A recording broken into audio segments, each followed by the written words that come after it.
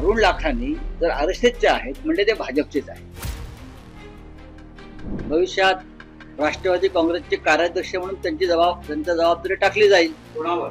लाखानींवर. कार्यकर्त्यांनी सुप्रियाताईंना प्रश्न विचारायचे. त्याच्यामध्ये लक्षवेधी असं काय जर मला कोणी सांगितलं तर त्याच्यावरती मी मत व्यक्त करेन. लखाने जे आहे हे जन्मजात आरएसएसचे, जन्मजात आरएसएसचे कार्यकर्ते, समर्थक, पदाधिकारी, सगळ्याच बाबतीत आरएसएसला ताकद देणारे असे ते सद्गृहस्थ आहेत. त्याच्यामुळे काय आश्चर्यकारक काय, म्हणजे राज्यसभेमध्ये असे अनेक लोक आहेत, मी पाहतो लोकसभेत, मला बघून आश्चर्य वाटतं. महाराष्ट्रातून आलेले लोक आहेत, पण जेव्हा मी त्यांची माहिती घेतो तेव्हा त्यांचं मूळ संघाशी असतं. तेव्हा हे लखाने जे आहेत ते ना, जे काही काँग्रेस पक्षातून तिथे गेले नाही किंवा शरद पवार साहेबांच्या राष्ट्रवादी काँग्रेस पक्षातून भाजपमध्ये गेलेले नाही. विदर्भात आरएसएसचे जे मूळ पुरुष आहेत किंवा पुराणा पुरुष आहेत, त्या पुराणा पुरुषांच्या यादीमध्ये लाखानेंचं नाव आहे.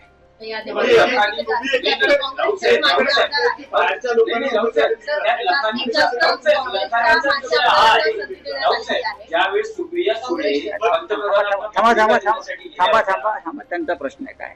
एकीकडे तुम्ही सांगताय की बाहेरच्या आलेल्या लोकांना उमेदवारी दिली जाते, तर दुसरीकडे तुम्ही आता सांगतायत की लखानी आरएसएसचे आहेत त्यांना उमेदवारी दिली जाते. महाराष्ट्र आणि भाजपमध्ये काय, तुम्ही जर अभ्यास केला पाहिजे,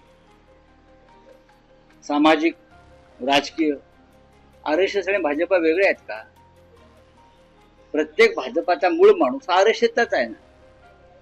अरुण लाखानी जर आरएसएसचे आहेत म्हणजे ते भाजपचेच आहेत. संघटनेच्या लोकांना संघटनाच आहे ना, मदर बॉडी आहे, फादर बॉडी आहे संघटनेचा. आता आमचे लोकाधिकार समितीच्या कार्यकर्त्यांना आम्ही उमेदवार देतो, याचा अर्थ असा आहे ते शिवसेनेचे काम करणारे लोक आहेत, शिवसेनेच्या संघटनात्मक कामात गुंतलेले लोक आहेत. आरएसएस म्हणजेच भारतीय जनता पक्ष, वेगळं काय. पण राऊसाहेब, इतकी वर्ष अरुण लाखानेंचा कधी विधान परिषद राज्यसभेसाठी विचार केला जात नाही.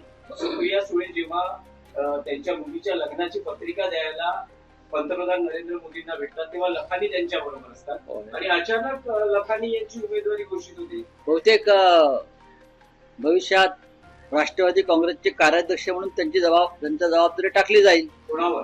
लखानींवर. भाजपचे आमदार असतील ना. दुसरं काय सांगू शकतो मी.